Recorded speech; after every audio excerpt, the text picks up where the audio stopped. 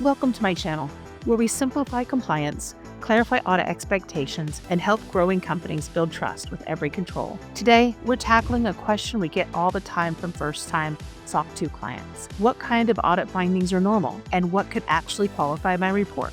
If you're preparing for your first SOC 2 audit, or even your second or third, you'll want to listen closely, because not all audit findings are created equal. We're going to cover the most common SOC 2 findings, explain why they happen, and clarify what actually causes a qualified report, so you can stay on a clean opinion path. Let's start with common but fixable SOC 2 findings. Most companies have few control misses in their audit. That's normal. A well-scoped SOC 2 report often includes a handful of exceptions, especially during the early years. These don't usually qualify the report, and here's 4 that we see all the time. Password complexity, not compliance with your policy. This is surprisingly common. We often see companies using an aspirational password complexity or access control standard. But when you look at the configuration, it doesn't meet a policy. Either passwords are shorter in length, there's no multi-factor enforcement, or users are not required to rotate passwords. This is a gap between what's expected by management and what's actually enforced through tooling. By enforcing strong password policies, your identity provider and endpoint manager can make sure you document these settings to show evidence that they apply to everyone in scope for the audit. Missing risk or fraud assessments. This one's a bit more serious. If you don't have a formal risk assessment or you didn't evaluate risk, fraud,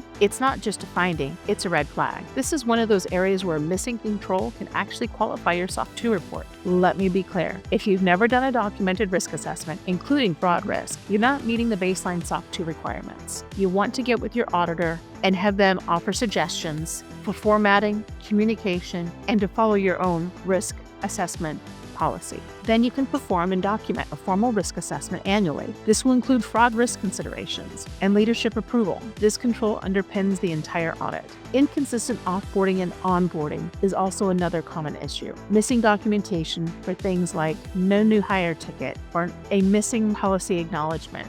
These gaps usually result from manual processes or lack of a centralized tool like an HRIS system to force these activities. Using a ticketing system or integrating with your HRIS to document and automate these onboarding and offboarding makes a more automated and auditable HR process. Having decentralized endpoint controls like antivirus, encryption, or patching, when these are left up to individual teams or users, things can fall through the cracks. We've seen companies with unencrypted laptops, antivirus installed on some but not all devices, and patching left for months at a time. If you use a centralized endpoint manager, you can enforce your baseline configurations and make sure your auditor can see the reporting for the entire suite of workstations and servers. So let's shift gears. What does qualify a SOC 2 report? If a few missed log reviews or an out-of-date antivirus doesn't qualify your report, what will? There are 2 schools of thought. One is pervasive control failures. The key word here is pervasive. That means issues are widespread and systemic, not isolated to one control, team, or tool.